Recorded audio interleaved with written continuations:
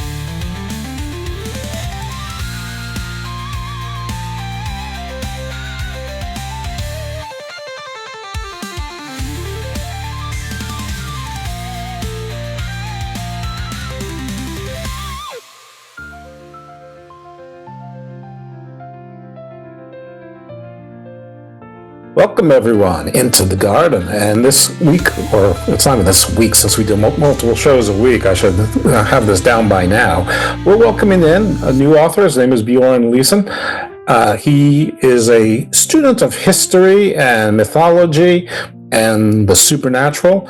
He's written a series of books, and the first in that series is probably what we're going to be spending most of our time today on, but well, probably not most of our time. But the series is called the Outside the Thalsparr series, and the first book is Runes of the Dokkrsdottir.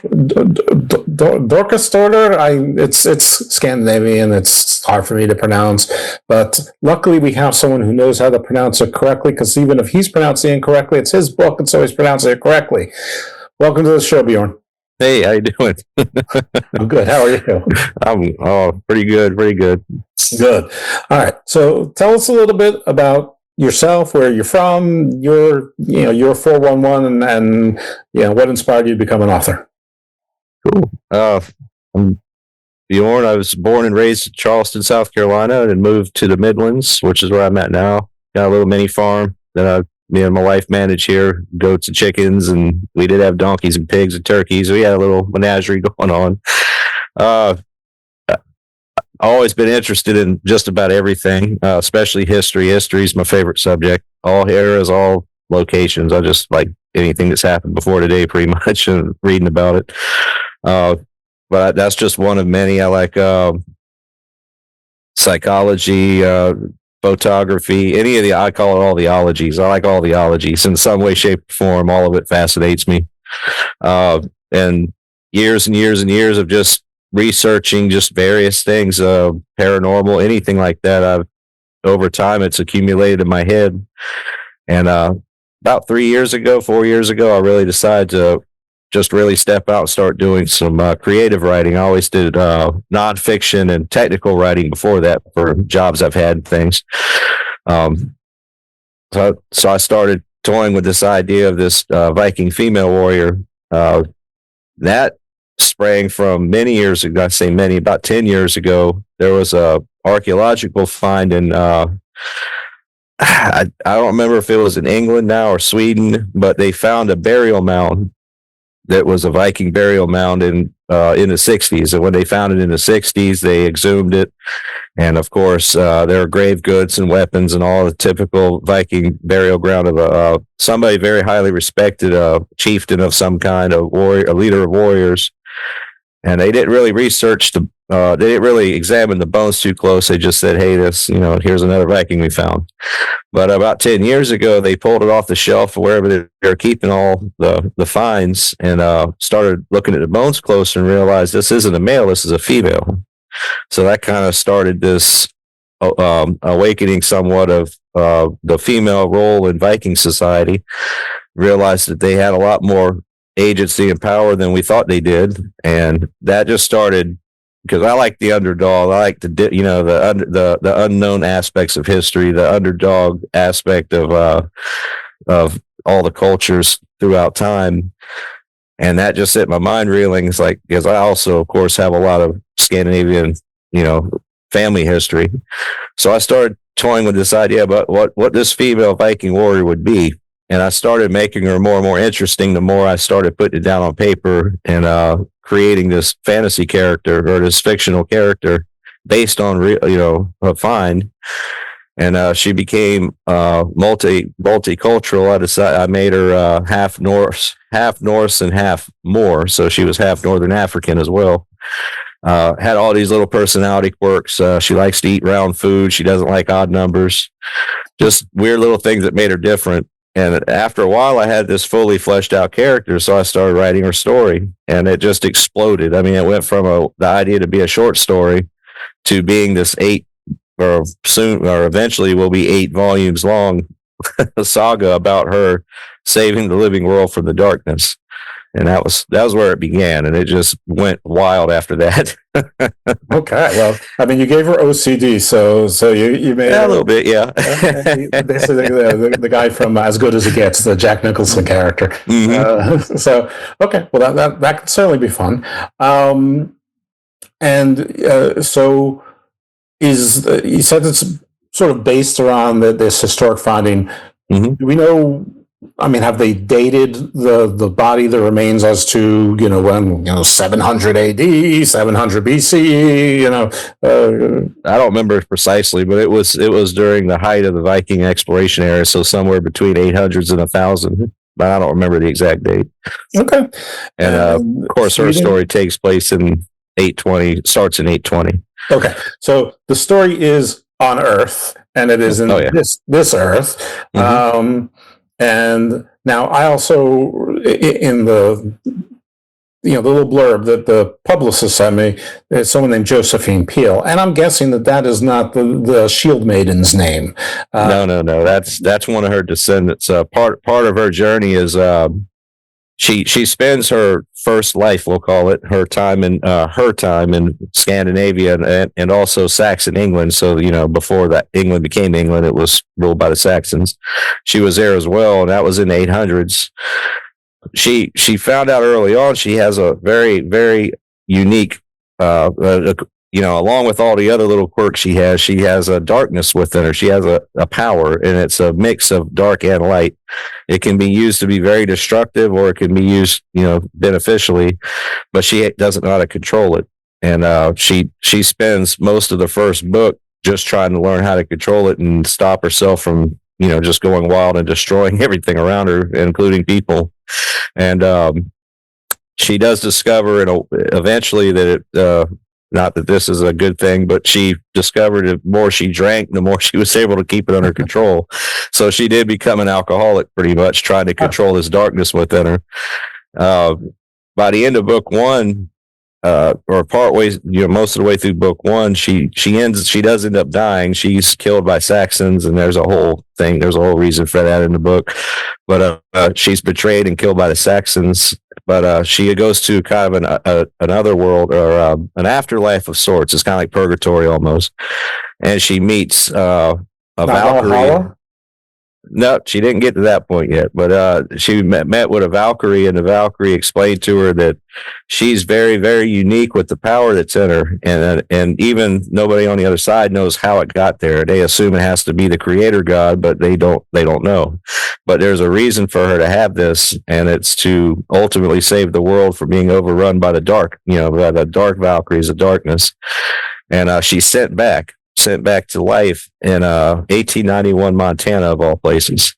So that's her next stop. And here she meets up with her descendants. So we're talking about her 38th, 39th great grandchildren.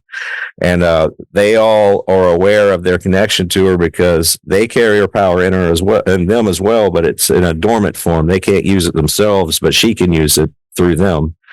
So she meets up with them to defeat their initial enemy, which is a dark Valkyrie on Earth. They end up meeting, go through this long journey to defeat him. Dark what on Earth? Valkyrie. So basically a dark angel. Yeah. So they end up, they complete that aspect of their quest, and she dies again to save one of the descendants that was captured and being held was named Josephine. So that was her 38th, 39th great granddaughter.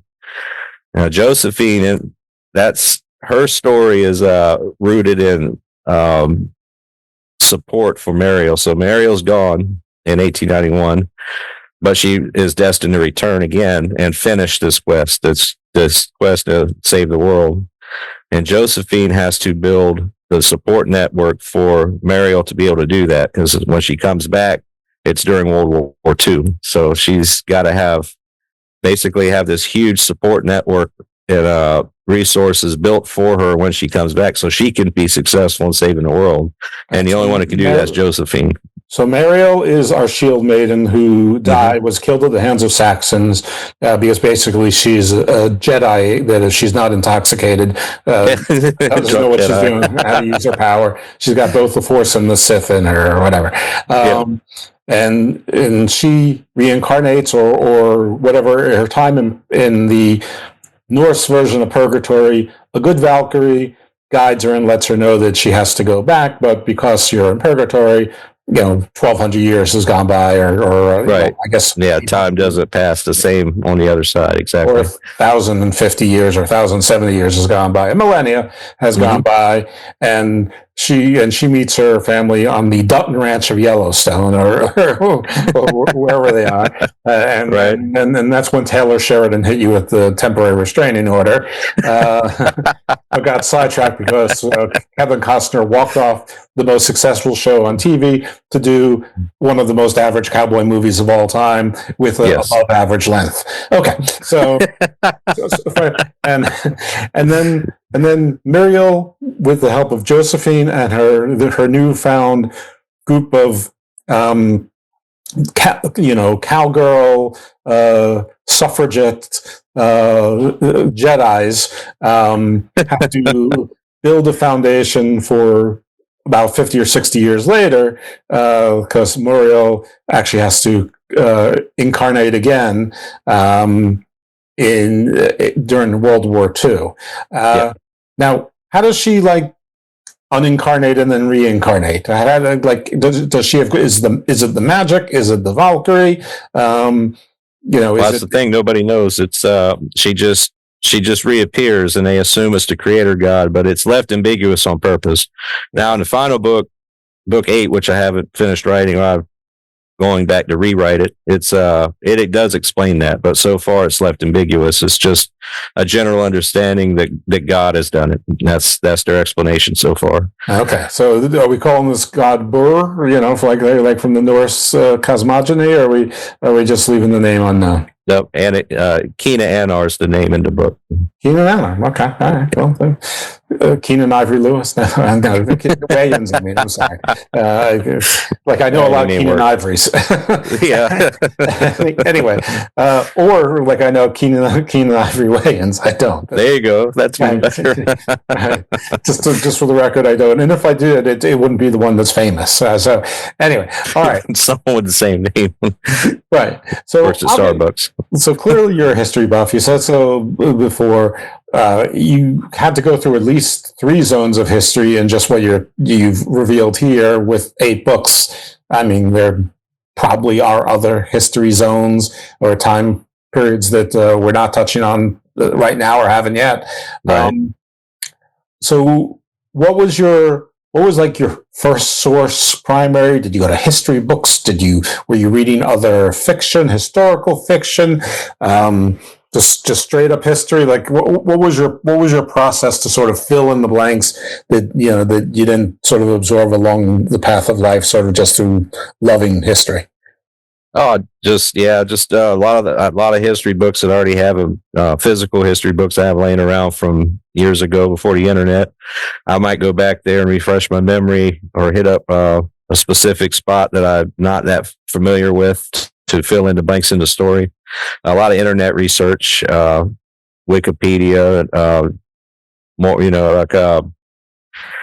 there's a for the Viking stuff, more of the Viking stuff I wasn't familiar with. There's Vikings of Bjornstad. They're a reenacting group that does the Viking era. They reenact the Viking era, and they've got a lot of resources there for the words that they would have used in the language they used, the Old Norse language.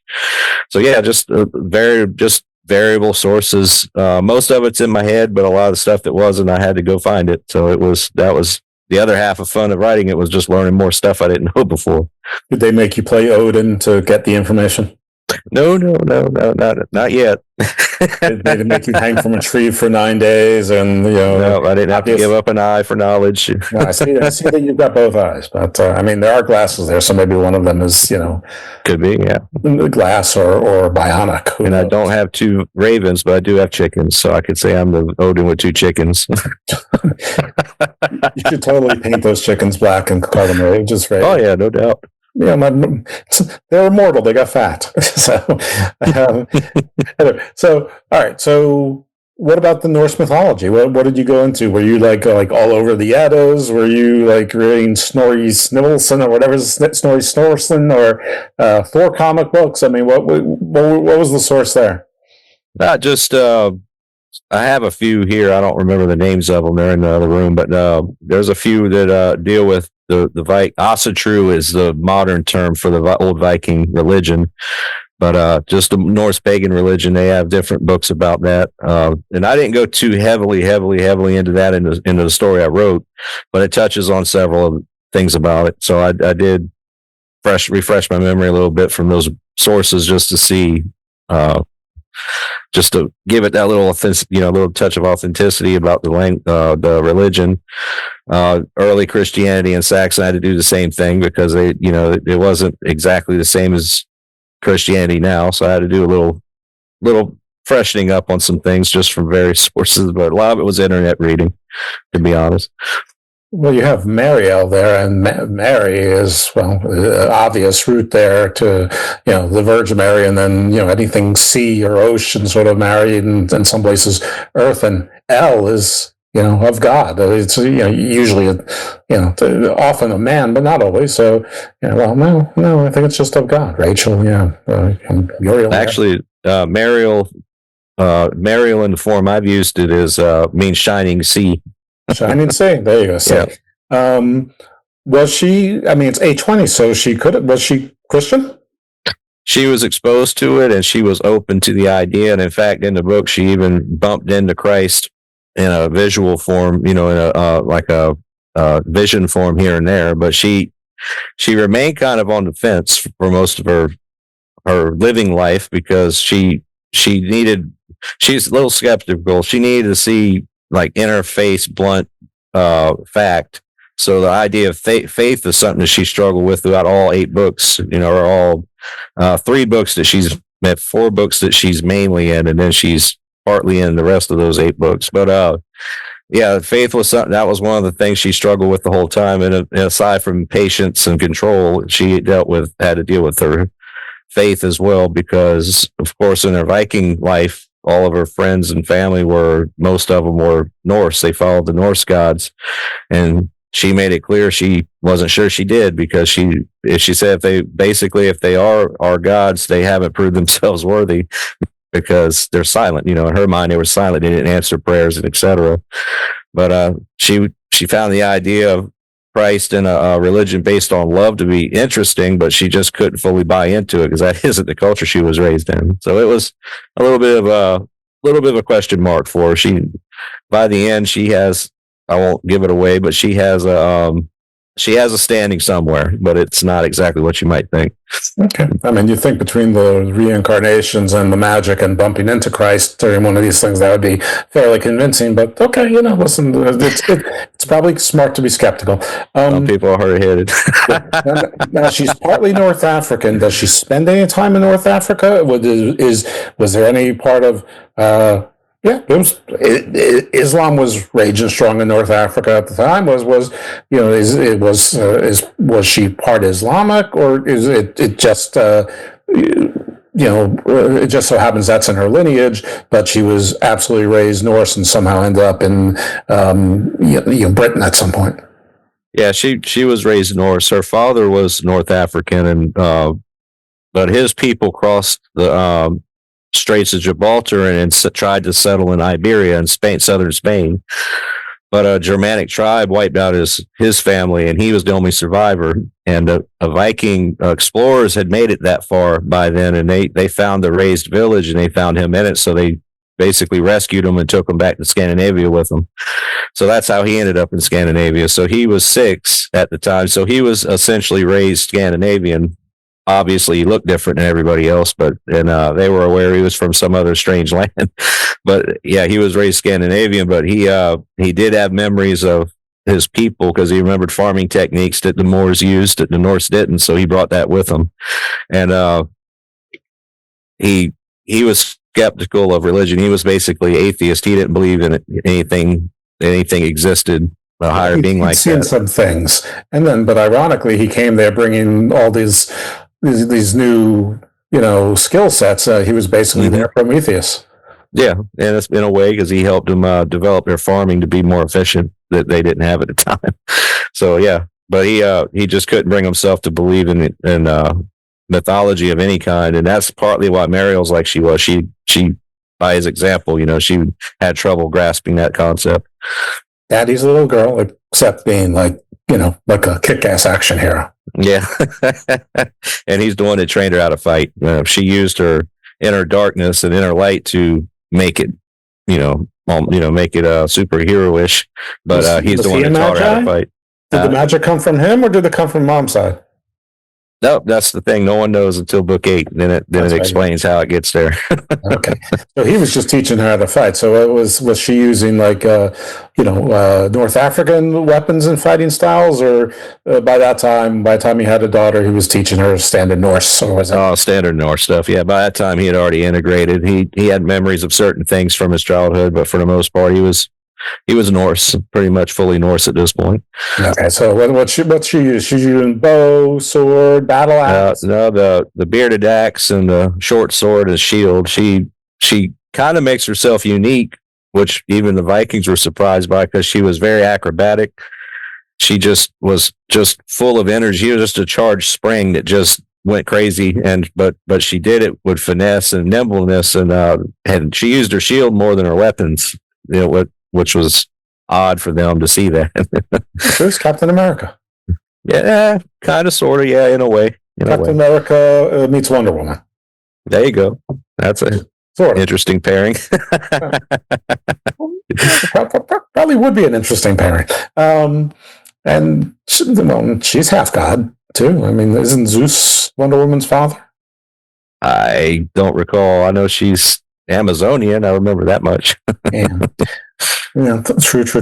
All right. So how much of the Norse, do the Norse gods play a role in this? Like, do we get a lot of Thor and Odin and Loki and Freya, or is it is it more like a Neil Gaiman thing where you have, I mean, we already talked about Christ. We saw Valkyrie. I mean, there's different deities from different pantheons out there. Is that a recurring theme?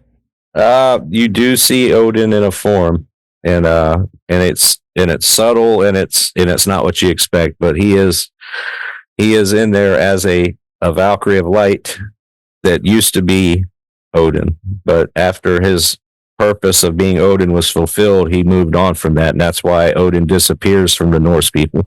So at some point he was there, but then all of a sudden he's gone, but there's reasons for that. But yeah, he shows up, but really I think that's about it for It's not post Ragnarok. I mean, no, Okay. nothing like that. Is World War II Ragnarok? No, it prevents it from being that. The story Oh. prevents it from being that. The dark is trying to destroy Keenar's creation of Earth and the humans from jealousy, and that's what Mariel and her team fights to defeat that plan. Is her team still her descendants? Mostly. I mean, it's a little bit of everybody, but mostly her descendants are the key players because her power resides in them as well. Just they can't use it, but she can. Okay, so they can't actually independently use the power. So they're almost like totems. But she can use. Yeah. In the book, one of the descendants who runs this organization that helps, designed to help her, is named Robert. He calls them kid batteries or kid boosters. That's what he calls them, kid boosters. Okay, so that's kind of the running joke. So she can draw the power out of them. It's not like she's positioning one of them out there to shoot laser beams out of their eye. No. She draws the power from them. It supercharges her. Yeah. Well, are their batteries sort of unlimited, or do they need sunlight, or do they need to eat goat's blood? I mean, what's in charge? One of the big things they had to work on with her in this organization is supposed to help her control her consumption or her expenditure of this energy. After a while, she just drains herself till she's almost dead, and she has to learn how to meter it. She has to learn to read the signs and when it's time to stop, slow down. And the same thing with her descendants. If she just goes wild and starts using up all his energy, it drains them all, so there's a fine balance of how much power do you need versus how much you can how much fatigue you can handle, so it's this whole process they have to go through. Yeah, and then having to be drunk half the time probably impedes your learning. Oh, they found way, in the modern eras, World War II, they started using an injection to help control her urges instead of alcohol. Oh, so there's they found a way to wean her off the bottle. Yeah, and she still wanted to and still enjoyed it, but she didn't have to anymore. Okay. So they found a thinner healthy alternative, a healthy alternative, a dilution. Yeah, I mean, you can see the personal injury attorneys 20 years later saying, "Have you been injured by this super salt? You didn't run this injection through trials or something." They rushed right through the FDA trials on that one. You might be entitled to compensation. Okay, well, that's right. That's good. So obviously, you wouldn't have told me that World War II is a culmination. If World War II is the actual culmination of the story in book 8. So does she visit any other time periods that we might be familiar with, and do you venture into our future? No, actually, her climax, her ultimate end of her story arc is in book 3, which it happens early in the series. 1, 2, and 3 are solely about her and her main character arc. After that is where you start getting into all the contributions of the supporting characters. So Josephine is one of those supporting characters, and it goes into her background of how did she become the person that had to build this support system, and it was very specific reasons why it had to be her. And this shows all the things that happened to her in her life that made her the one to be able to do this. In 1890 and the 1860s through the 1920s. So hers was an entire life. It covers her whole life. So hers is a little more extensive than the other. She has 2 books. She has 6 and 7 are hers. You are doing the Yellowstone arc. You're going back to the. In a way, yeah. I go back and I'll fill in all the blanks of, well, how did this happen? Well, this is how this happened, and it involved this character. So yeah, it's filling in all the blanks after the fact. Who would you cast to be Muriel and Josephine if you were making a movie or a TV show on this? Oh man, I don't know. Mariel's pretty distinctive looking. I'm sure somebody could be found, but the hardest one would be another supporting character that finds she's Mariel's best friend in the Viking age, but she ends up having her own story to tell in book 4. I'm thinking Gina Carano. Gina, is she? Well, I was about to say Ingrid Stonesplitter might have to be Gina, or a CGI Gina, because Ingrid is 6'6" and the size of a wrestler. So that's unique combination of finding an actress, I think. Yeah, but the camera can make someone look 6 Oh, foot. yeah. You know, I mean, it made Sylvester Stallone look like he was, 6'1" in Rocky, and so that's not a problem. You got a point. A lot of forced perspective, but yeah, I think it could work. So it's like that movie, The Fablemans, at the end with John Ford. He's like, "There's only 2 shots, one of the horizon and one looking up at the mountain to see where the fucking horizon is." Yeah, that's it. Don't do anything else. Don't point the camera any other direction. And the kid, that's right. By the way, that was the best part of the movie. The last 30 seconds. That was the highlight reel. Pretty much. I mean, gotta say, it wasn't the worst movie I've ever seen, but it, hardly. I don't know who said, "Yeah, this is going to do box office." Anyway, I have someone in mind to play Muriel. If Gina Carano isn't available, there's actually a wrestler named Nikki Blackheart. So, and she's Dominican, so she could look the half North African, half Caucasian. And she's, I'm making a big and strong thing on a audio podcast in video. Now, the good thing about it being audio is nobody can see my big and strong thing. Doesn't look very big and strong. It just looks like a old guy, with his arms around. Anyway, I know that look. Right, exactly. You're just about 7 months ahead of me on the beard. Other than that, we could probably switch spots. All right. So we go to Josephine, and we're getting her to the 1920s. So clearly there's somebody that takes us from the 1920s into the 1940s and, to World War II and then beyond. Josephine's children, Robert, Gerald, and Rebecca, they carry the torch after her. Okay. It all is truly interconnected. There's a lot of generations that, you follow through different generations. Obviously, it doesn't follow every single of the 39, 40 generations, but it does pick up certain ones. Yeah, but we skipped 1,000 years there. Yeah. And there's probably stories in there that I just haven't written yet, but there's all kinds of things.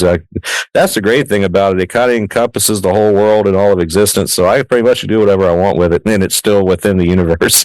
Well, sure. You allowed the entire supernatural on there. Aside from the helpful Valkyrie and one the dark Valkyrie, are there any other supernatural sort of friends and nemesis along the way that we meet other than the big bad guy? Not too much. Most of it's an exploration of humanity. It dips in other than being in several genres, which is another interesting thing about the series. It dips in a lot of stuff: historical crime, drama, psychological thriller, supernatural, historical fiction. It dips into a lot of things, and I don't know if I know from a marketing angle it's terrible, but from a reading experience, I feel like it gives you like kind of a snapshot of real life as we know it in a fantastical setting. So it's not a Marvel universe fantastical. It's still more like real life as we know it in a historical setting with a touch of the supernatural, but it is largely a character exploration and largely just human motivations, human struggles, trauma, things like that. It dips into a lot of deep psychology with all this too. So the publicists can think, something like, reminiscent of Neil Stephenson's Cryptonomicon and Currency of the World series, throwing in some of the Thomas Covenant chronicles and in a way, yeah, that's I know Mickey and Amy must hate me for it, but yeah, that's pretty much it. They gotta be creative on how they present what the series is, because it's a lot of stuff. You're just the writing guy. Yeah, you just find a couple things that are really successful that bear some resemblance to it thematically, and you put that together, and it's not even infringement. It's comparison. That's First Amendment protected, man. Yeah, so you got to go with that. That's right. Yep. So we didn't really get too much into the Norse and the mythology. You didn't really have to do a deep dive for it. Did you know that before going in? And when I say Norse, I mean sort of Russian, Germanic, Celtic. I mean, they sort of all overlap a little bit. Anybody who's been a listener to the show probably, definitely knows that. I didn't when I first started doing the show. I learned it through the course of doing the show. But did you like sort of refresh your recollection on those things and go, I don't really need this. Freya would be cool here, or the Morrigan would be cool here, but I don't really need that. That's more distraction. I tried to keep it away from high fantasy, so I did avoid putting way too much of the supernatural. It's more of a seasoning, I guess, of the supernatural. It's there, it's in the background. It is a big part of the major overarching story, but it's just a part. It's not the first, beginning, and last of the story. The story is about Mariel specifically, but it's also about all of her major contributing descendants and friends and other people involved in this 1,000-year battle to stop the world from being overrun by the darkness. So it's there, but it's not overwhelming at all. It's seasoning, I like to call it. Well, not to draw too many apples to false apples, but that's a little bit like the show Vikings, where there was definitely magic and gods. And you draw a good comparison. It's there's a hint of it, but it's not overwhelming. It's very similar to that. Yeah. Right. I mean, even less so than Game of Thrones, which had a whole lot. I mean, even for a made up world, it still. I mean, it wasn't like Tolkien, Lord of the Rings, where the creatures were where the whole thing was entirely fantastical. Right. Yeah. Right. You just touched on something so the 1,000 years. There's a lot of 1,000 years. I mean, is this all influenced by sort of, the book, the big book, the Bible, the 1,000 years rule? There is the Bible does flavor some of the story. It's not. I wouldn't call it a Christian text by any stretch of the imagination, but it does. It does have a little mixture. Native American as well. The Great Spirit, one of the couple of the characters are Native American. So her descendants are varied. Some are freed black slaves. Some of them are Native American. Some of them are just English, Welsh, or Scandinavian. Over 40 generations, her genetics obviously have spread to a lot of different places. Yes. And so a lot of people are going to be shebanging with a lot of people. Oh, yeah, no doubt. So you got the Irish play a heavy part in this. There's a lot of Irish characters, and you mentioned the Morrigan earlier. I'm writing a spinoffs now from Josephine's character, and the one I'm writing now brings up Don and the Morrigan. So I just thought that was pretty coincidental you brought that up, because I do touch on that in a spinoff book about Josephine. There you go. It's fate. It's like the Norse say. It's that's right. Well, another historical fictional writer that didn't really use much magic, but a little bit. Bernard Cornwell and his the Saxon Chronicles. Fate is inexorable. In every single book, at least once. In fact, if I remember right, I believe he is in Charleston. I believe he's from Charleston, South Carolina. If it's the same guy I'm thinking of. I think it is. He might be. Actually, he wrote a really good book that was not at all about Saxons or Vikings. Right? He wrote a book called Scoundrel, and it was sort of it was almost like a spy book, sort of like a from Irish and Sally. And it might have involved South Carolina, which is why I'm on this, but it might have also been New England. Sally. Anyway, I remember it was really good, and it was nothing like any of his other books. And weirdly, it was what introduced me to his books and to the Saxon Chronicles and some of the other ones as well. Anyway, I like Bernard Cornwell, easy to read. But that Scoundrel, if you just want a one-off and not a series, I recommend it. Good book. So we were on the millennial thing.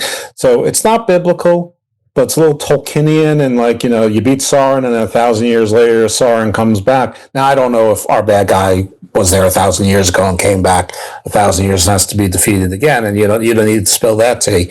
But when she defeats him, and obviously, there's at least 5 more books after this. So something happens that some people survive, at least their descendants. Doesn't mean that she was successful. I mean, they could be living in Mad Max land of the dystopia afterwards. But is there like another 1,000-year period? Is it like Skeletor? You defeated me this time, He-Man, but I'll get you next time.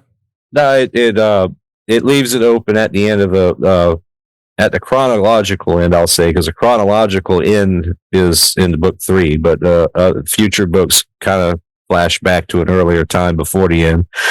But at the end, it's left open with the knowledge that this is just one of many of their schemes. So if you invest in the series and you read up through book 3 and see all these wild things they had to do and all these adventures they had to go on, all the sacrifice, all the horrific things that had to happen for them to be successful, and then you're told by an otherworldly being that and by the you guys have done great, but just to understand, this is just one of many, many schemes they have. So it leaves it open that this is all, the battle of good and evil is eternal, and that's pretty much true in any religion that you look into. It's always been, it always will be, and eventually good triumphs, but we don't know when it'll be, presumably a long time from now.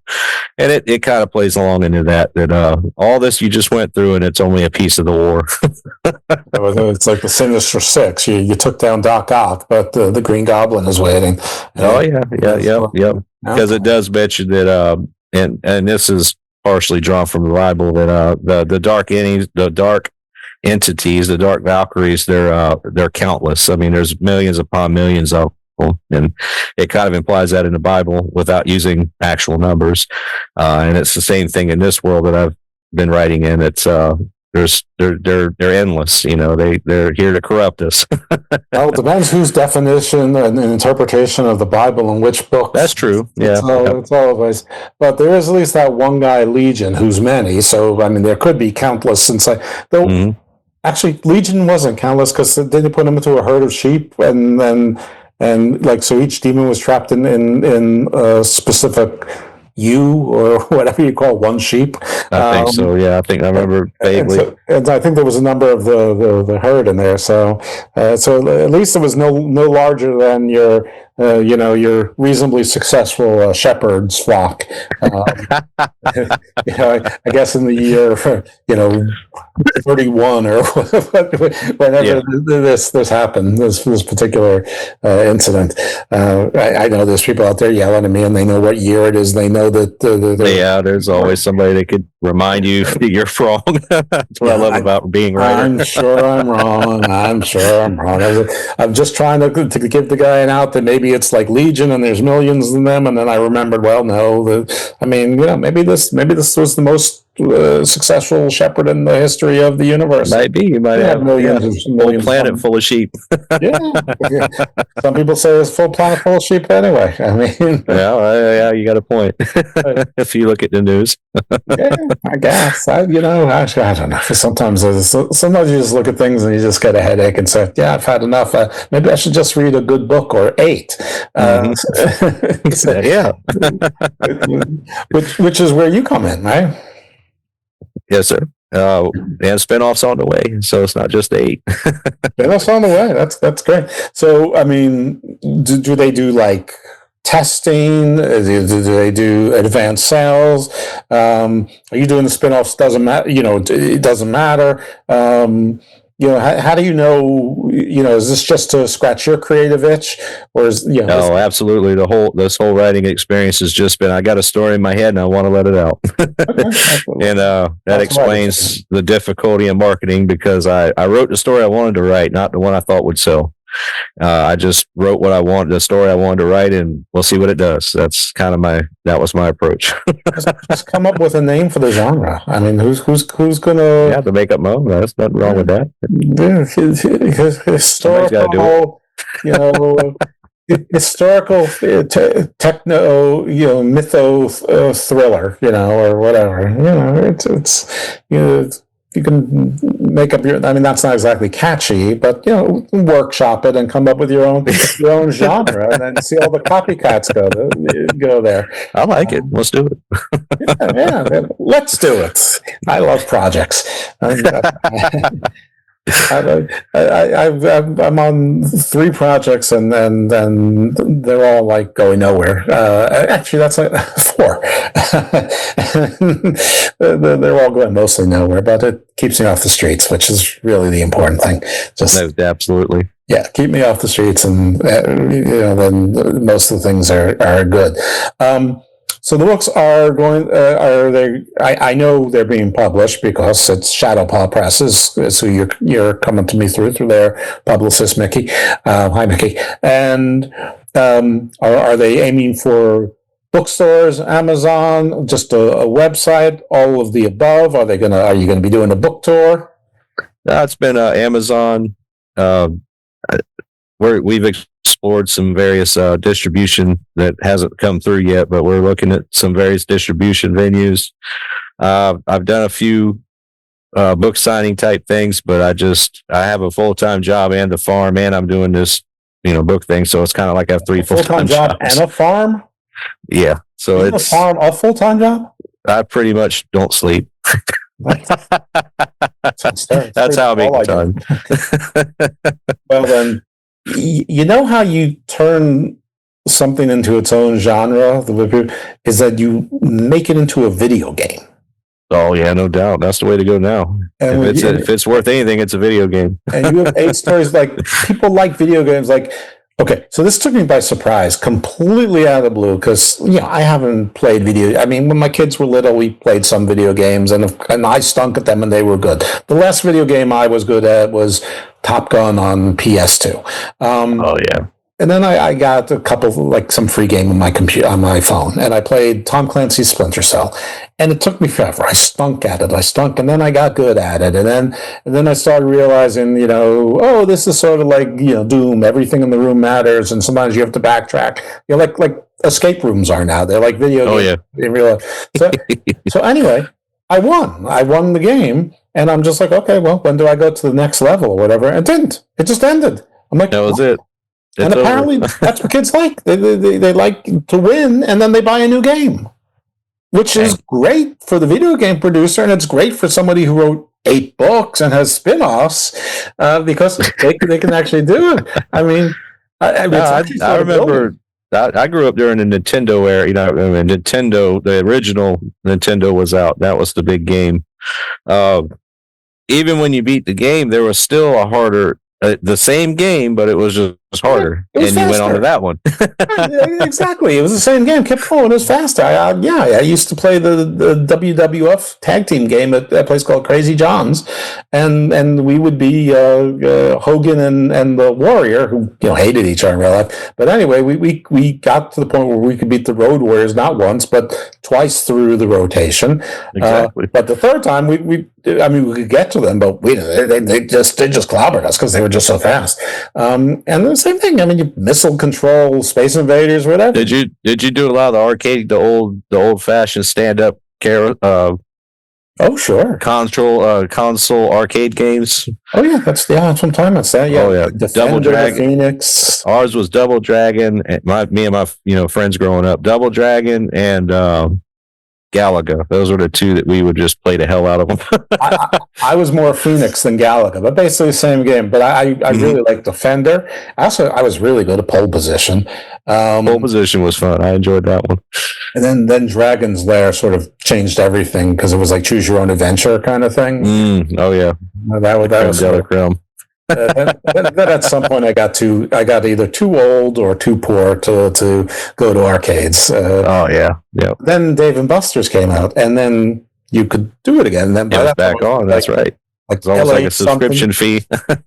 Well, you're playing on this thing on like this. I'm like a machine gunner in a helicopter, like shooting everything, and like it's actually shaking. After it's like you were working on a jackhammer in construction for 8 hours. Your whole body's shaking. You're like bouncing back to your table, eating your cheese fries, running a chainsaw all day. Yeah, I gotcha. It's also some game. Oh my goodness, it was like D-Day or whatever, and you're a sniper, but the people holding the beach are the good guys, and the bad guys are the Nazis storming the beach. So, so it's sort of like the reverse of Omaha Beach.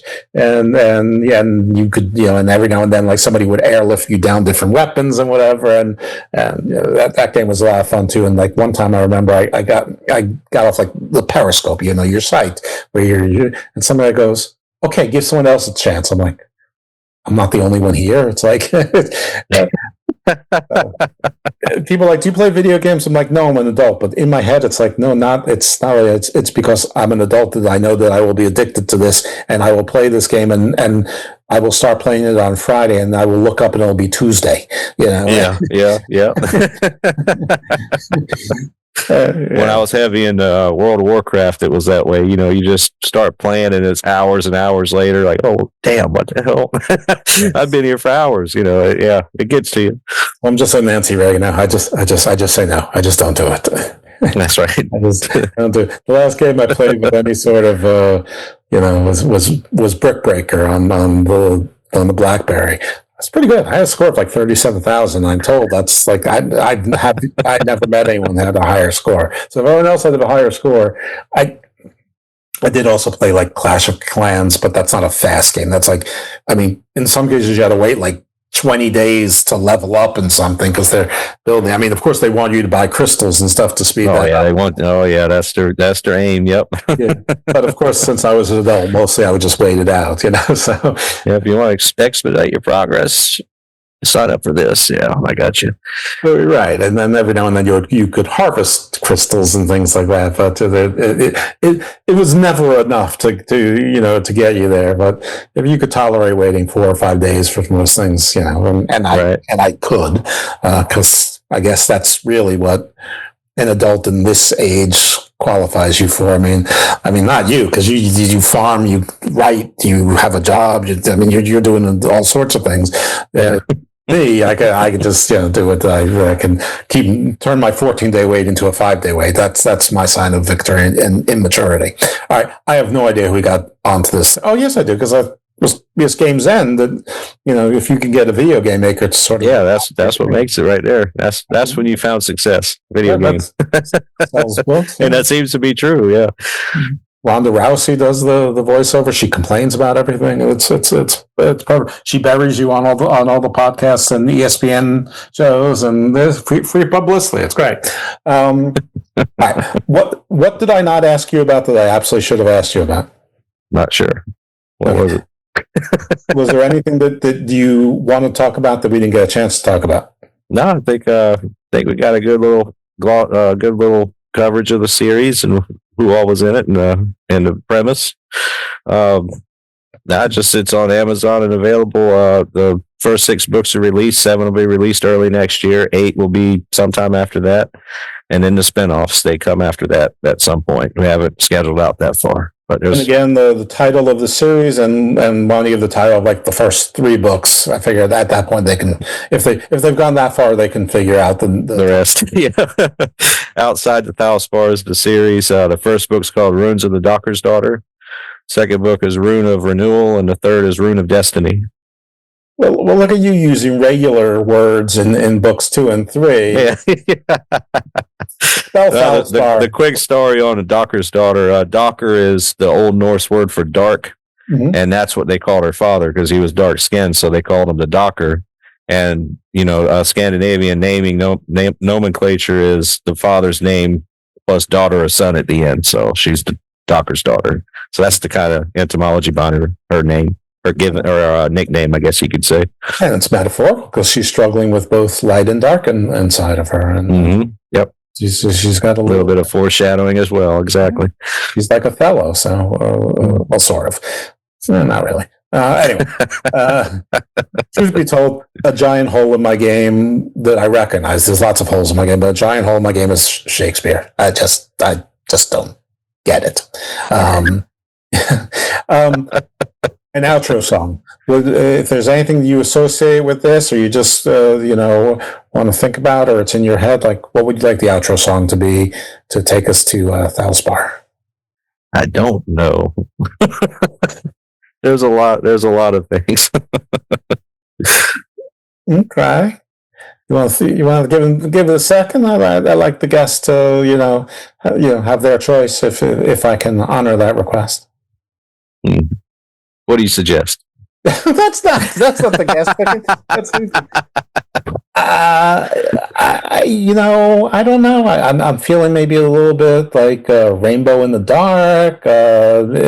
Maybe The Last in Line. I don't know. I always go to sort of like 80s, quasi heavy metal hard rock is whenever I think anything Viking and magic. Enter Sandman. It could be Enter Sandman. I mean, could be Misty Mountain Hop. That's very Tolkien. Of course, the Immigrant Song is the easy one for Vikings, but that's what this isn't. That's not really what this is about. You want Enter Sandman? Enter Sandman. Let's do it. Enter Sandman. Why not? All right, folks, you're going to hear Enter Sandman next. And for those of you who are here because you are following Bjorn or Shadowpaw Press, thank you. Welcome. This is called The Garden of Thought. If you subscribe, and I hope you do, on any of your major podcast players, you will get generally 3 shows a week, sometimes more, sometimes less. And some of them will be a little bit like this. Some of them will be with professors. Some of them will be with other authors or personalities. Some of them will even be legal-based, business-based, science-based, tech-based, realpolitik. And some of them are with one of my co-hosts, which lately has been Mr. Thomas from Major League Wrestling. He's a professional wrestler. And we talk to people in wrestling, often not wrestling stuff, but we try to get as much non-wrestling as possible, which often is about video games or food or movies and paranormal experiences and fun stuff like that.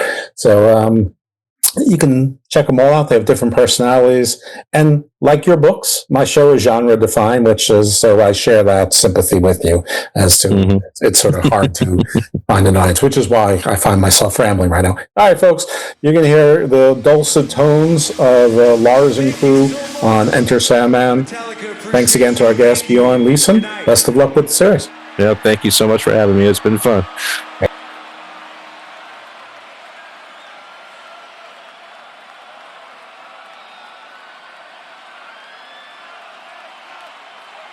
Let's say goodnight.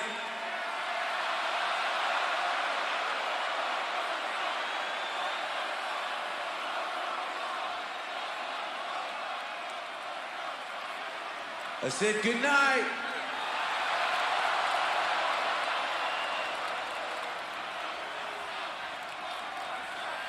But y'all missing something?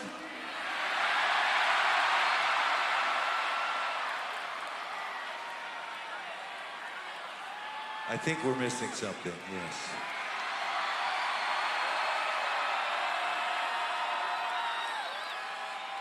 Let's go!